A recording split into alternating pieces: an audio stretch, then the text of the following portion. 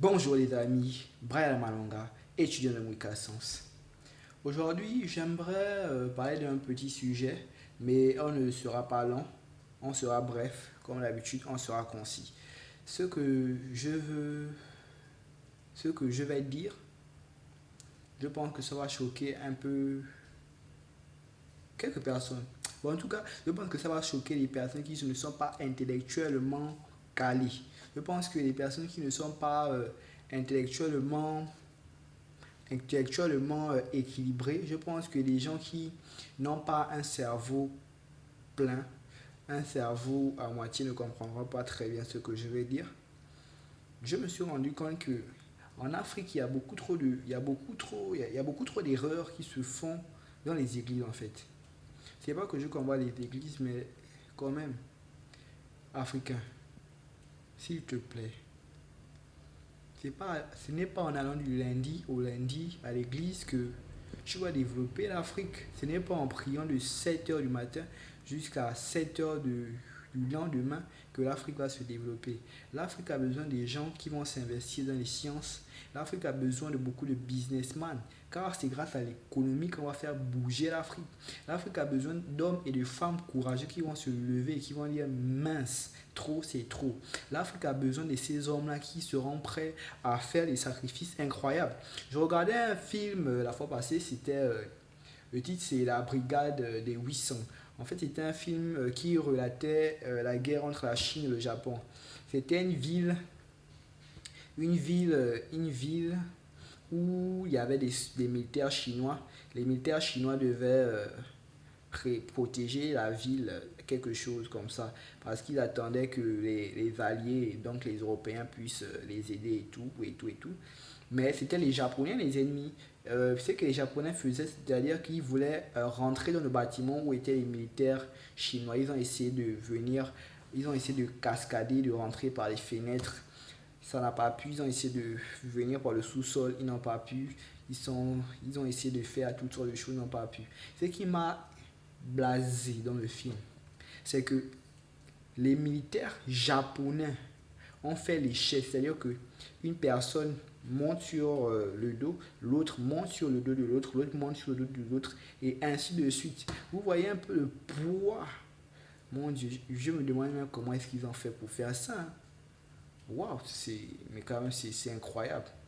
Et ce que les militaires chinois ont fait ensuite va vous choquer. Ils avaient les bombes autour d'eux, ils se sont mis des bombes, ils ont sauté. En sautant, ils criaient leur nom. Par exemple, l'autre disait moi je m'appelle Lee Kuan Yew, je m'appelle Cheng Feng Si.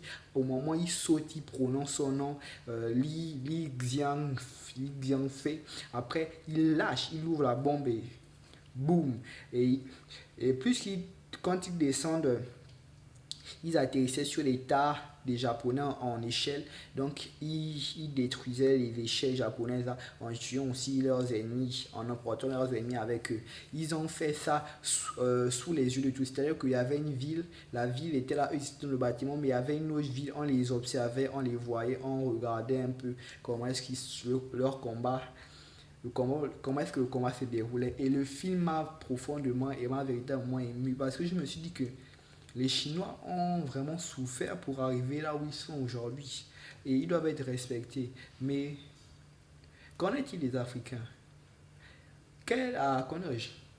Est-ce qu'un Africain est capable, comme un Afghanistan ou comme un Chinois, de se mettre une bombe autour de lui et de partir et combattre les ennemis vaillamment, avec fierté, avec dignité, avec honneur? J'ai été inspiré. Je me suis dit, waouh, nous les Africains, nous devons avoir cette mentalité. La patrie ou la mort, comme le président du Burkina Faso, son Excellence Ibrahim Traoré aime le dire, la patrie ou la mort, nous vaincrons.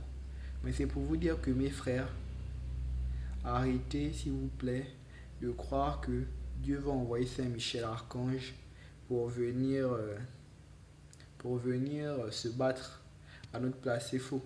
C'est faux. Nous ne sommes pas dans une mythologie, nous ne sommes pas dans une utopie, ni même dans une illusion, mais nous sommes dans la réalité. Et dans la réalité, ça fait mal.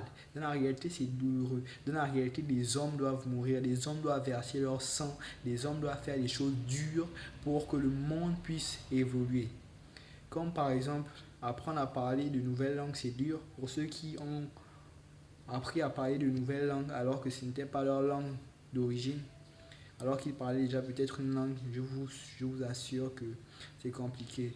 Mais c'est pour vous dire dans ce petit message que battez-vous à faire ce qu'il faut. Je ne vous interdis pas d'aller à l'église, je ne vous demande pas d'arrêter d'aller à l'église.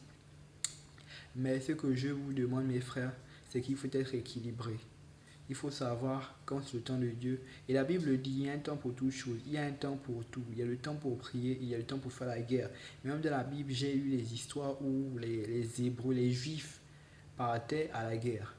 Alors, Africains, les nous partons à la guerre. Bonne soirée.